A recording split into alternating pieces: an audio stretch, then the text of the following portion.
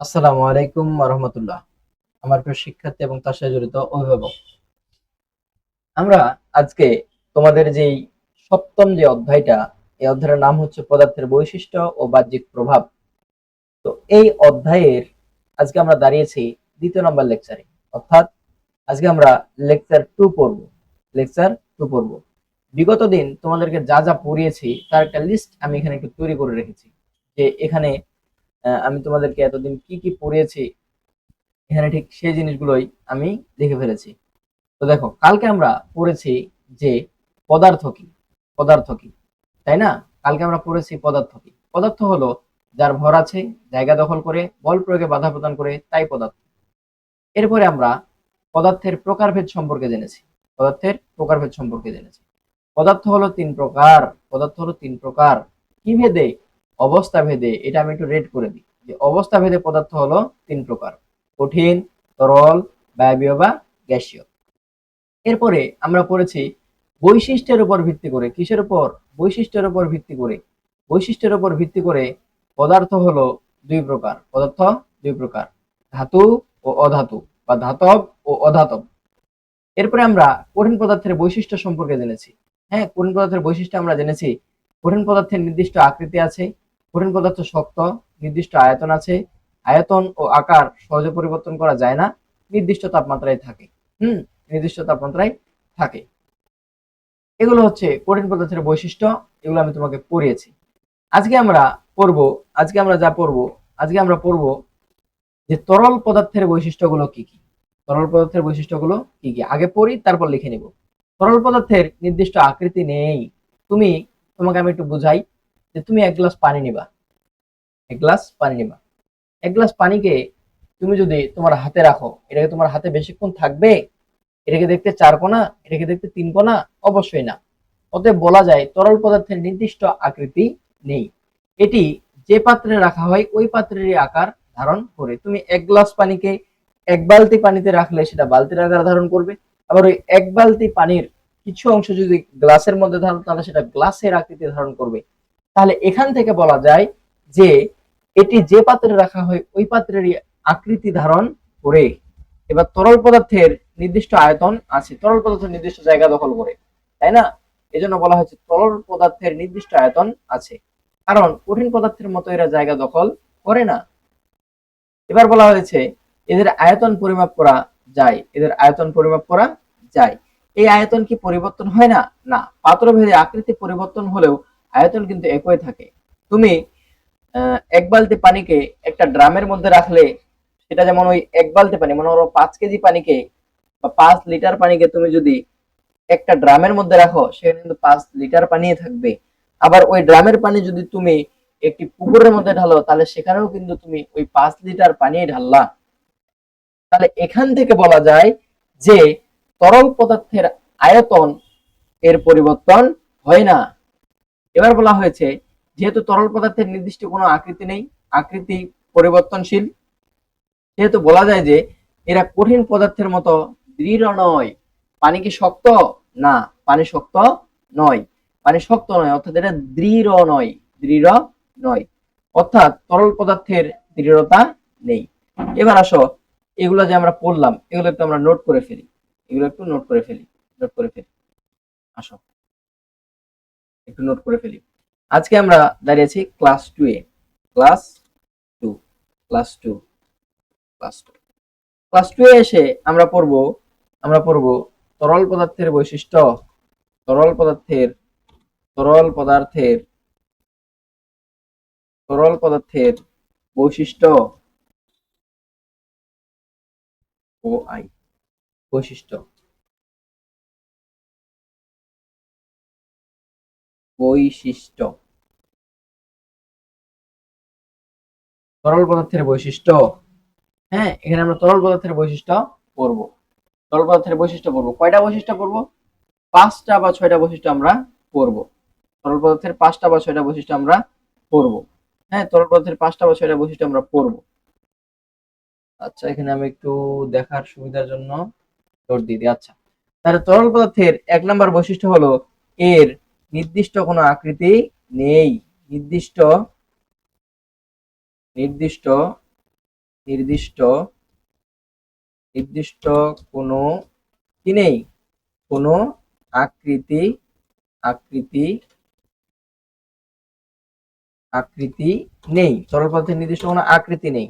এরপরে কি, এর আয়তন, আয়তন কি, কোন পদার্থ যতটুকু জায়গা দখল করে তাকেই তার আয়তন বলে। আয়তন আয়তন আয়তন আয়তন কি, আয়তন নির্দিষ্ট, আয়তন নির্দিষ্ট, তাহলে এর আয়তন নির্দিষ্ট, নির্দিষ্ট। আচ্ছা, এরপরে এরপরে এরপরে আমরা কি জানলাম, যে এদের আয়তন পরিমাপ করা যায়, এদের আয়তন পরিমাপ করা যায়, আয়তন পরিমাপ করা যায়, আয়তন আয়তন পরিমাপ করা যায় যায় এবার 4 নাম্বার যেটা আছে, 4 নাম্বার আছে, এদের কি নেই, দৃঢ়তা নেই, দৃঢ়তা নেই, দৃঢ়তা নেই, দৃঢ়তা দৃঢ়তা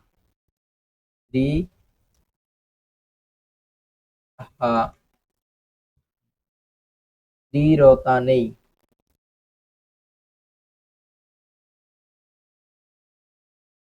দৃঢ়তা দৃঢ়তা দৃঢ়তা দৃঢ়তা নেই। একটু ক্ষমাসুলভ দৃষ্টিতে দেখো, দৃঢ়তা বানানটা আবার ভুল গেছে। তাহলে এই 4টা বৈশিষ্ট্য যদি তোমার মাথায় থাকে, এই 4টা বৈশিষ্ট্য যদি তোমার মাথায় থাকে, তাহলে তুমি তরল পদার্থের সবগুলো বৈশিষ্ট্য কি করতে পারবা, বের করে আনতে পারবা। তরল পদার্থের সবগুলো বৈশিষ্ট্যই তোমার বের করা হয়ে যাবে, বের করা হয়ে যাবে। আচ্ছা, তরল পদার্থের সবগুলো বৈশিষ্ট্য বের করা হয়ে যাবে। আমি এটাকে একটু আলাদা কালার করে। আচ্ছা, এবার আসো, তরল পদার্থ গেল। এবার আসবো আমরা এবার আসবো আমরা গ্যাসীয় পদার্থ। তোমাদের বই থেকে কিন্তু আগে পড়ছি গ্যাসীয় পদার্থ।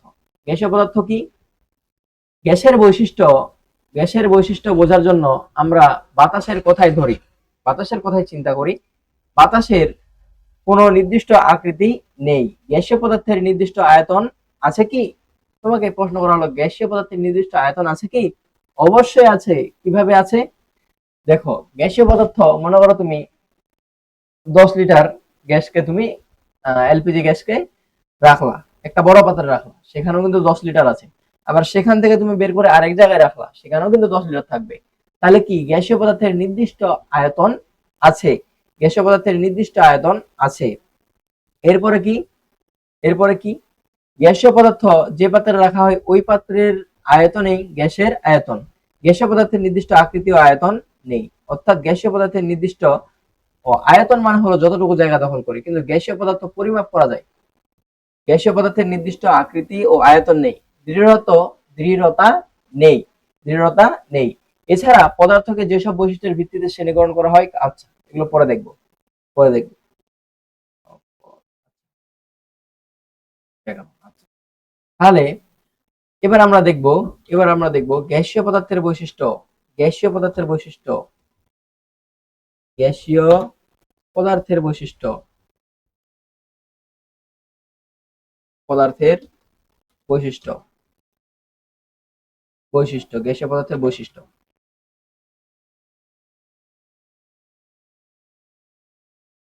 গ্যাসীয় পদার্থের বৈশিষ্ট্য। এটা হচ্ছে গ্যাসীয় পদার্থের বৈশিষ্ট্য। গ্যাসীয় পদার্থের বৈশিষ্ট্যে আমরা গ্যাসীয় পদার্থের 5টা বৈশিষ্ট্য সম্পর্কে জানবো।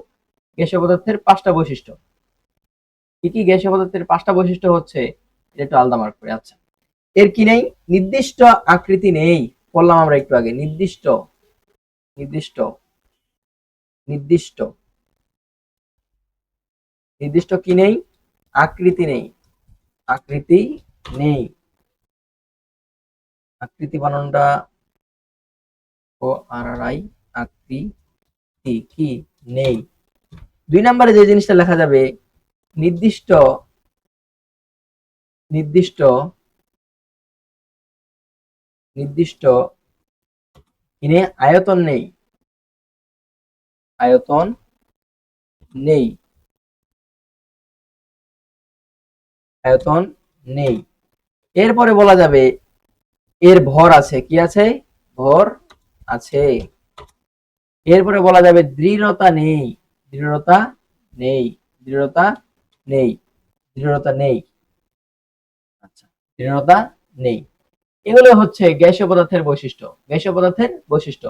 আমরা কিন্তু প্রত্যেকটা পদার্থের চারটা করে বৈশিষ্ট্য আমরা জেনেছি, চারটা করে বৈশিষ্ট্য আমরা জেনে গেছি। এবার এই ক্লাস 2 এর আলোকে আমরা যে জিনিসটা, যেহেতু বৈশিষ্ট্যের ভিত্তিতে আমরা পদার্থকে ভাগ করে ফেলেছি। এবার এখানে আমার লেকচারে একটু ভুল গেছে, যে এখানে হবে বৈশিষ্ট্য না, বিদ্যুৎ পরিবাহিতার উপর ভিত্তি করে, বিদ্যুৎ পরিবাহিতার উপর ভিত্তি করে, বিদ্যুৎ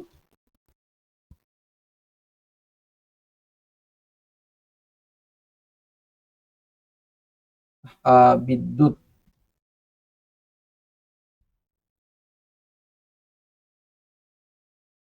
বিদ্যুৎ পরিবাহিতার উপর ভিত্তি করে, বিদ্যুৎ পরিবাহিতার উপর ভিত্তি করে পদার্থকে ভাগ করা হয়েছে দুই দুই ভাবে, এক হচ্ছে ধাতু আর এক হচ্ছে অধাতু। আচ্ছা, এবার এখান থেকে যে প্রশ্নটা আসবে ভেরি ভেরি ইম্পর্টেন্ট, যে প্রশ্নটা একদম আসেই।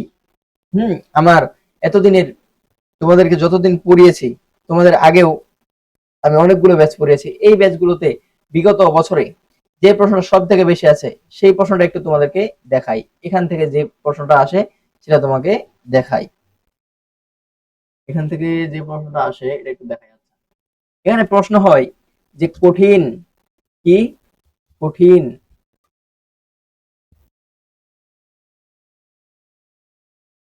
কি একটা অবস্থা, কঠিন, কঠিন, তরল, তরল, গ্যাসীয়, ও গ্যাসীয়, ও গ্যাসীয়, ও গ্যাসীয় পদার্থের, পদার্থের পদার্থের মধ্যে, মধ্যে পার্থক্য, পার্থক্য লেখো। এটা আসে খ নাম্বার প্রশ্নে, এটা আসে খ নাম্বার প্রশ্নে, এটা আসে খ নাম্বার প্রশ্নে, খ নাম্বার প্রশ্নে এটা আসবেই, খ নাম্বার প্রশ্নে এটা আসবেই। এটা হচ্ছে খ নাম্বারের প্রশ্ন, কত নাম্বার? খ নাম্বারের প্রশ্ন। তখন তোমাকে কি লিখতে হবে? তখন তোমাকে এখানে একটা ছক আট করতে হবে। আমি একটু লিখি, এখানে তোমাকে একটা ছক আট করতে হবে। তোমাকে লিখতে হবে কঠিন, তরল ও গ্যাসীয় পদার্থের মধ্যে পার্থক্য, পার্থক্য কি? পার্থক্য লেখা হলো, পার্থক্য লেখা হলো, এখানে তোমাকে লিখতে হবে। এরপরে লেখা হলো, লেখা হলো, লেখা হলো, লেখা হলো। আচ্ছা, এরপরে তোমাকে এখানে একটা ছক করতে হবে, এখানে একটা ছক করতে হবে, টেবিল করতে হবে, টেবিল করতে হবে। এরপরে তোমাকে এখানে একটা টেবিল করতে হবে, 1 2 3, তিন ধাপ, আর চারটা করে লিখবো, 1 2 3 4 5। আমি এখানে একটা টেবিল নিলাম, টেবিল নিলাম। এরপরে তোমার কাজ হবে, আমি যেহেতু কপি করে বসাবো, কিন্তু তোমার তো কপি করে বসার কোনো সুযোগ নেই। এরপরে তুমি যা যা পড়লা, যা যা পড়লা এতক্ষণ এখানে লিখবা, এখানে লিখবা কঠিন, এখানে লিখবা কঠিন, এখানে লিখবা তরল, এখানে লিখবা তরল। আমি একটু কপি করে এখানে বসাই, এখানে লিখবা তরল। এরপরে এখানে লিখবা গ্যাসীয়, গ্যাসীয়, গ্যাসীয়, গ্যাসীয়। এইভাবে তোমাকে বৈশিষ্ট্য লিখতে হবে, এইভাবে তোমাকে বৈশিষ্ট্য লিখতে হবে, বৈশিষ্ট্য লিখতে হবে। দেখো এখানে তুমি এটা দিবা, আমি একটু লিখি, এখানে কল যোগ সি, কপি। আচ্ছা, দেখো এখানে তোমাকে কঠিন পদার্থের যে বৈশিষ্ট্যগুলো লিখতে বলবে এখানে তোমাকে লিখতে হবে। আহা, mistake, I have made a mistake please. আরে আচ্ছা, দেখো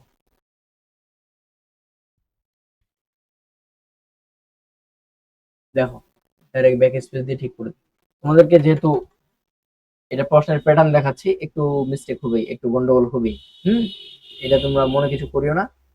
দেখো, আচ্ছা, কেন কপি করবা? আমি তো কপি করছি, কিন্তু তুমি কি পারবা? তোমাকে প্রথমেই লিখতে হবে যে নির্দিষ্ট কঠিন পদার্থের, কঠিন পদার্থের কি আছে? নির্দিষ্ট, কঠিন পদার্থের নির্দিষ্ট আকৃতি আছে। এরপর এখানে আকৃতি সম্পর্কে তরল পদার্থের কোনটা আছে, যে এদের নির্দিষ্ট কোনো আকৃতি নেই, এর নির্দিষ্ট কোনো আকৃতি নেই, এর নির্দিষ্ট কোনো আকৃতি নেই। এখানে তোমাকে এটা লিখতে হবে, এটা ঠিক করি। আচ্ছা, নির্দিষ্ট কোনো আকৃতি নেই। এবার গ্যাসীয় পদার্থের কি নির্দিষ্ট আকৃতি আছে? না, নির্দিষ্ট আকৃতি নেই, নেই। এখানে তোমাকে এটা বসাতে হবে, বসাতে হবে।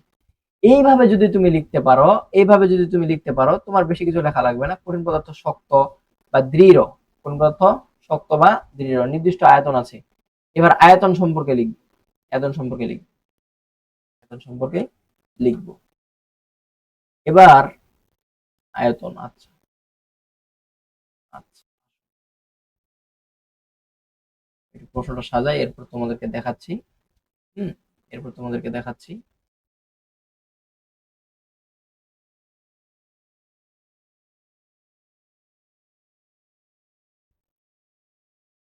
আচ্ছা, এরপরে, এরপরে দৃঢ়তা নেই, দৃঢ়তা নেই, কপি, এটা বসাইতে হবে, দৃঢ়তা নেই। আচ্ছা, উপরে যে বৈশিষ্ট্য আছে এই বৈশিষ্ট্যগুলো যদি তুমি লিখতে পারো তাহলে তোমাকে শিক্ষক এখানে কত মার্ক দিবে জানো? এখানে তোমাকে দিবে 2 মার্ক, 2 মার্ক, এখানে তোমাকে 2 মার্ক দিবে যদি তুমি এগুলো বসাইতে পারো ঠিক মতো। তো যাই হোক, আজকের ক্লাসটা বেশি আর লম্বা করবো না। আমরা তরল পদার্থ, কঠিন পদার্থ এবং বায়বীয় পদার্থ, এই 3 পদার্থের বৈশিষ্ট্য আজকে শেষ করলাম। পরবর্তী দিন আমাদের আলোচনা থাকবে খুবই ইম্পর্টেন্ট একটা আলোচনা, ধাতু ও অধাতু নিয়ে আলোচনা থাকবে, যা তোমরা বোঝো না। যাই হোক, পরবর্তী দিন দেখা হচ্ছে। ভালো থেকো, সুস্থ থেকো। আসসালামু আলাইকুম রহমতুল্লাহ।